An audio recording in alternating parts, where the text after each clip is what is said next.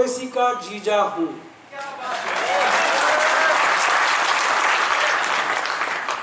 ओवैसी का छोटा भाई कहता है कि 15 मिनट के लिए पुलिस हटा लो, हम आपको ताकत दिखाते हैं। मैंने कहा तुम 5 मिनट के लिए सारे देश के सीसीटीवी बंद कर दो, फोन बंद कर दो, पाकिस्तान के पिछले बॉर्डर पे खड़ा कर दो।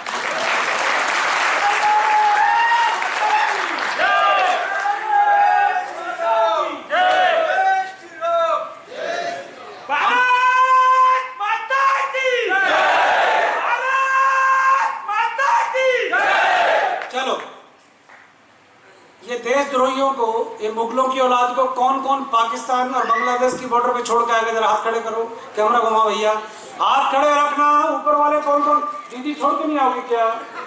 ये प्रतिभा चुना बच्चा, अरे ये एक्चुअल में इनकी मजबूरी है, ये बेचारी हमेशा उल्टा चलती है। कौन कौन छोड़ के आएगा पाकिस्तान के बॉर्डर पे? भारत माता की।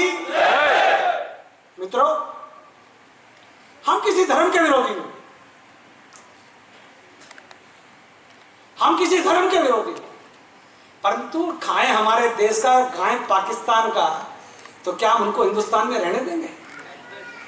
जैसे ही पाकिस्तान में रात को इमरान खान की विकेट गिरी, हिंदुस्तान के बॉर्डर पे लड्डू बट गया।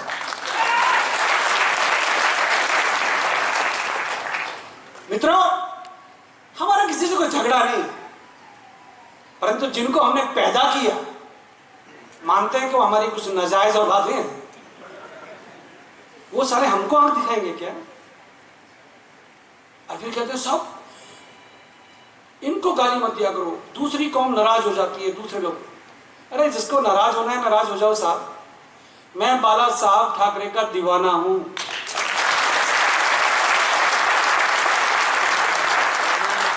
किसी ने पूछा ये हिंदुत्व कहां से आया?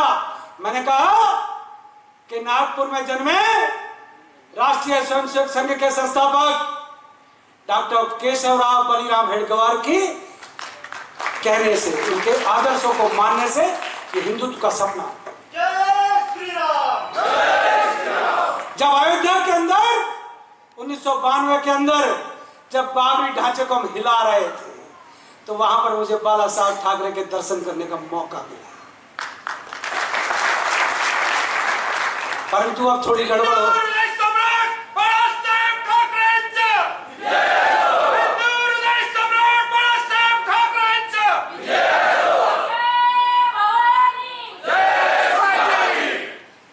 जय भवानी, फिर हाथ खड़े कराऊंगा। जय भवानी, जय भवानी।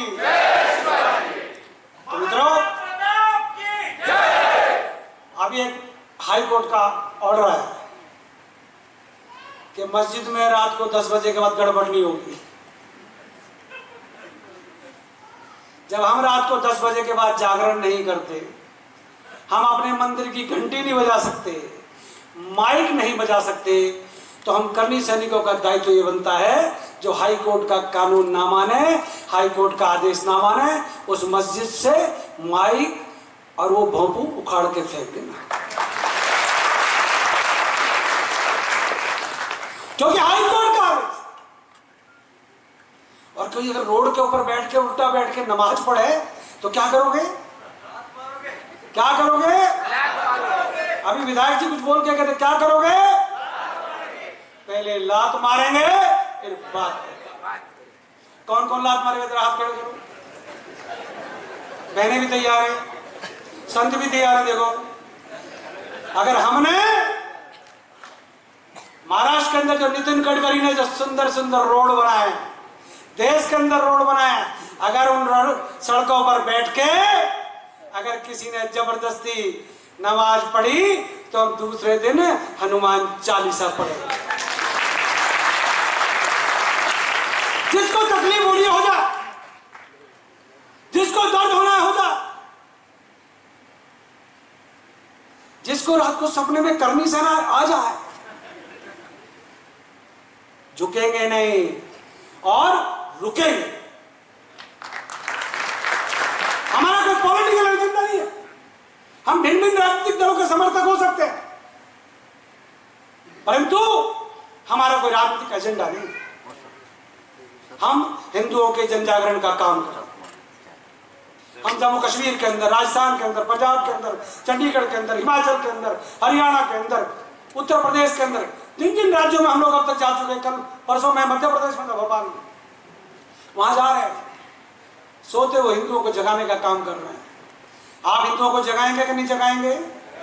क्योंकि आप करनी सेना के पदाधिकारी, आप करनी सेना के समर्थक हैं।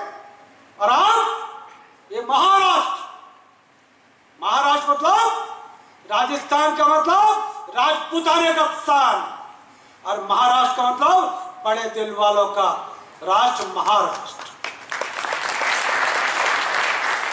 मित्रों,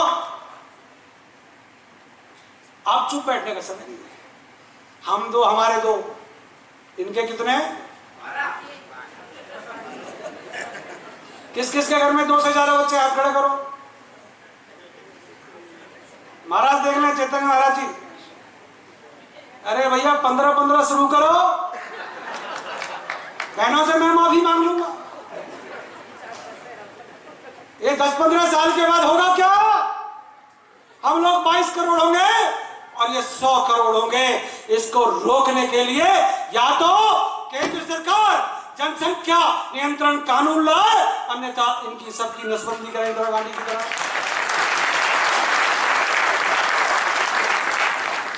देश में इमरजेंसी लगा दी 1977 में, इमरजेंसी लगा दी। और इमरजेंसी में क्या किया? सबकी नसबंदी कर दी, क्योंकि वो बच्चे पैदा ना कर सके।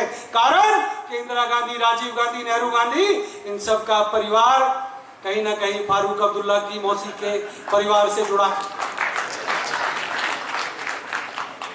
मित्रों, समझना पड़ा। कौन कौन आज से लग जाएगा ज्यादा बच्चे पैदा करने में? बताओ, हाथ खड़े करो। देखो सारे डरपोक। देखो भीलवाड़ा से मेरी बहन ने हाथ खड़ा। कौन कौन 2 से अधिक बच्चे पैदा करेगा? हाथ खड़े करो। बहनें ना खड़ी करें।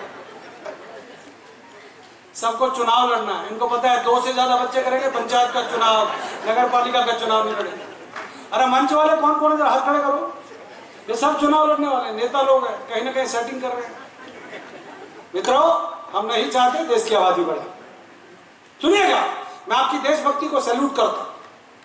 आपने हाथ नहीं खड़ा किया, कारण हम इस देश के कानून का सम्मान करते।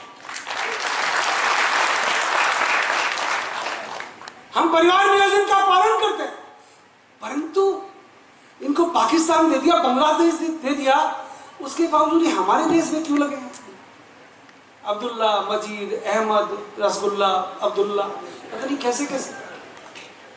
और फिर कहते साहब हमारे ऊपर जुल्म हो रहे हैं। जुल्म ये कर रहे। नवरात्रों में सिर्फ इतना कहा कि नवरात्रों के दिनों में मीट की दुकानें बंद होनी चाहिए। जैसे इमरान खान की मौसी का फोन आ गया। अमर सिंह जी बहुत अच्छे गायक हैं। मित्रों, हमने कभी रमजान के दिनों में किसी मुसलमान के खिलाफ बोला? कभी नहीं। हम सम्मान करते। आपकी पूजा पद्धति है, कैसे भी करो, पर ये उल्टा होके हाईवे के ऊपर नहीं बैठेंगे नमाज के लिए। ट्रैफिक नियमों का पालन करना चाहिए, सुप्रीम कोर्ट के आदेश को मानना चाहिए। गुड़गांव के अंदर ये ऐसे ही बैठा करते थे, जहां मर्जी आए शाम को बैठ गए। मैं मुंबई एयरपोर्ट से अभी संभाजी नगर के लिए, औरंगाबाद के लिए जब फ्लाइट में बैठ रहा था, तो एयरपोर्ट पे एक जगह लिखा हुआ था प्रेयर पैलेस करके, पूजा करने का स्थान। सच बताऊं क्या हो रहा था? 4 बुल्ले वहां सो रहे थे। मैंने जाके जगह पूजा कर रहे हो, कहना हमारी ऐसी पूजा होती है क्या? किसी हिंदू के लिए कभी किसी एयरपोर्ट पे पूजा के लिए स्थान बना? क्या हमने कभी किसी कानून को तोड़ने का प्रयास किया? नहीं किया। मित्रों, ये करनी सेना जन जागरण अभियान को लेकर चले। कुछ सच्ची बातें आपको देश में बोलनी पड़ेंगी और केंद्र सरकार तक, क्योंकि आज नरेंद्र मोदी की सरकार है, अमित शाह की सरकार है। देश में आज हिंदू सीना चौड़ा करके चलता है। महंत योगी आदित्यनाथ की सरकार है। उद्धव ठाकरे चाहे वो थोड़ा कम सुनते हो, परंतु वो भी बाला साहब ठाकरे की औलाद हैं, उनको भी मैं सुनूंगा। कहीं ना कहीं बाला साहब ठाकरे का खून उनकी रगों में है। मैं उद्धव ठाकरे साहब को सलाम करता हूँ, राजनीतिक मामला उनका होगा, परंतु हिंदुत्व उनकी रगों में भी दौड़ता है, हिंदुत्व का खून। मैं बाला साहब ठाकरे के पुत्र उद्धव साहब ठाकरे से, मुख्यमंत्री महाराष्ट्र से अनुरोध करनी से ना, सड़कों पर आकर दंगा करने वाले लोग नहीं है। हम बगैर बात के किसी जाति विशेष को गाली देने वाले लोग नहीं है। हम जाति आधारित आरक्षण के विरोधी हैं। हम चाहते हैं आर्थिक आधार पर गरीब को आरक्षण मिले और गरीब की कोई जाति नहीं हो। कौन कौन पक्ष में है आर्थिक आधार पर आरक्षण हो? कैमरा घुमा भैया, प्रस्ताव पास करें, जातिगत आरक्षण बंद हो और आर्थिक आधार पर आरक्षण लागू हो। हाथ खड़े रखो, कैमरे में फोटो बन रहा है। मोदी के पास जाएगा और उद्धव ठाकरे के पास जाएगा, देखें किस किस का क्या इलाज करें। एक जो सबसे बड़ा एजेंडा है इसका, क्या देश के अंदर जनसंख्या नियंत्रण कानून बनना चाहिए? होना चाहिए। तो मैं चाहता हूं उस प्रस्ताव को भी देवीचंद बारवाल जो प्रदेश अध्यक्ष है, बहुत प्यारे हैं, स्वीट है, आज उनकी तबीयत खराब है, मैं चाहता हूं उनके नेतृत्व में, पंकज सिंह नागपुर के नेतृत्व में, मधुकर अप्पा डोमसेर, एडवोकेट संजय ताई और अमोल ठाकरे के नेतृत्व में, और यहाँ के सह प्रभारी एडवोकेट सुभाष राठौर के नेतृत्व में, और आप सारे जो पदाधिकारी मंच पर बैठे हैं, चाहे वो यहाँ के जिला अध्यक्ष हो, जय सिंह जी हो, मेरी बहनें हो, मैं सबसे अनुरोध करता हूं ये प्रस्ताव लिखित में पास होकर देश की संसद में सभी सांसदों और मंत्रियों के माध्यम से देश के संसद में जाना चाहिए। हम चाहते हैं कि जनसंख्या नियंत्रण कानून बने। प्रस्ताव पास। जरा खड़े हो जाओ तो और अच्छा हो जाएगा। हम दो सबके दो होने चाहिए, ठीक है? सबके दो होने चाहिए, नहीं होने चाहिए? बोलो भारत माता की।